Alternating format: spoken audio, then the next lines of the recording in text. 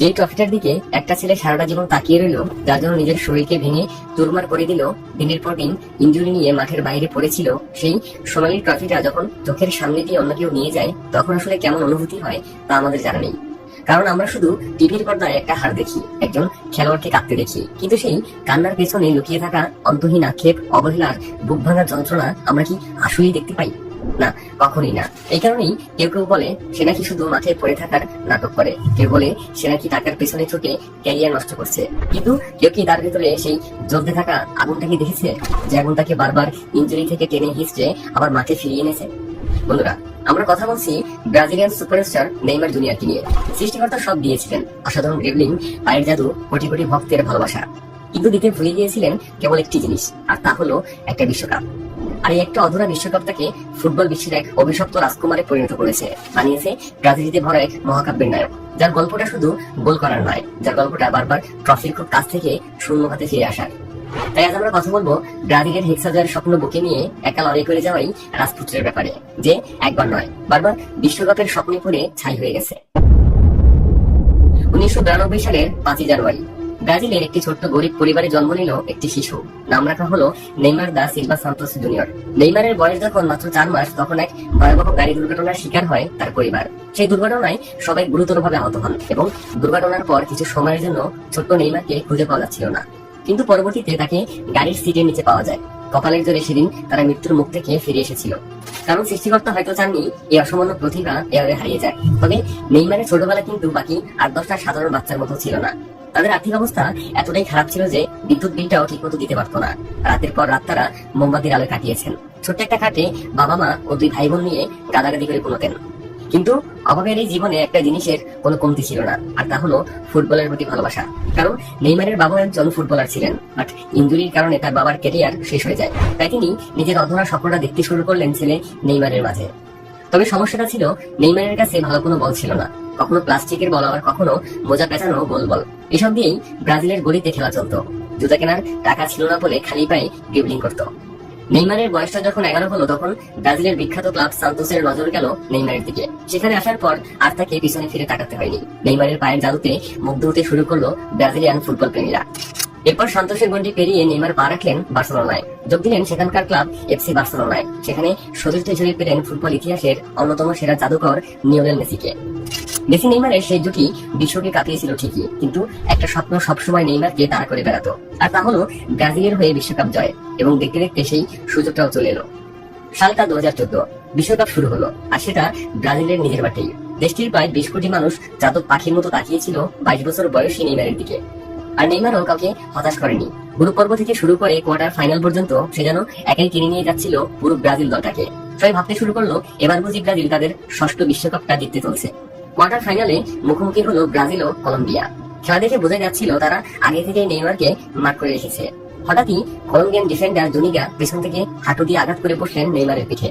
সাথে সাথেই মাটিতে লুটিয়ে পড়লেন নেইমার। এরপর ব্যথায় ছটফট করতে লাগলেন। সবাই ভেবেছিল এটা হয়তো সাধারণ কোনো ফাউল, কিন্তু না, চোটের তীব্রতা এতটাই বেশি ছিল যে নেইমার আর উঠে দাঁড়াতে পারল না। হাসপাতালে নিয়ে যাওয়ার পর ডাক্তাররা যখন এক্স-রে রিপোর্ট দেখলেন, তারা স্তব্ধ হয়ে গেলেন, কারণ নেইমারের মেরুদণ্ডের একটা হাড় ভেঙে গিয়েছিল। ডাক্তাররা তাকে বলল, তুই মাত্র 2 সেন্টিমিটারের জন্য বেঁচে গেছো, আঘাতটা যদি আরেকটু উপরে লাগতো তাহলে তুমি সারা জীবনের জন্য পঙ্গু হয়ে যেতে। নেইমার যখন হাসপাতালে শুয়ে ছটফট করছিল, তখন জার্মানির কাছে 7-1 গোলে বিধ্বস্ত হয়ে বিশ্বকাপ থেকে বিদায় নিল ব্রাজিল। ইনজুরি থেকে ফিরে এসে নেইমার আবারও বার্সায় নিজের সর্বোচ্চটা দিয়ে খেলতে শুরু করলেন। এরপর 2017 সালে ফুটবল বিশ্বকে স্তব্ধ করে দিয়ে 222 মিলিয়ন ইউরোর বিনিময়ে প্যারিসে পা রাখলেন নেইমার। নেইমারের এই আগমন পুরো প্যারিস জুড়ে আনন্দের বন্যা বয়ে দিল। কিন্তু প্যারিসের আগমনটা নেইমারের জন্য খুব একটা শোভনীয় ছিল না, কারণ তার পায়ের জাদুর সাথে পেরে উঠতে না পেরে সেখানকার প্রতিপক্ষরা বেছে নিল ফাউলের নিষ্ঠুর পথ। ফলাফল হিসেবে প্রতি বছর ঠিক যখন চ্যাম্পিয়ন লিগের নকআউট পর্ব আসতো, তখন নেইমারের পায়ের মেটাটার্সাল হাড় ভেঙে যেত। বছর পর বছর কাছে ভর দিয়ে গ্যালারিতে বসে দলের হার দেখতে হয়েছে তাকে।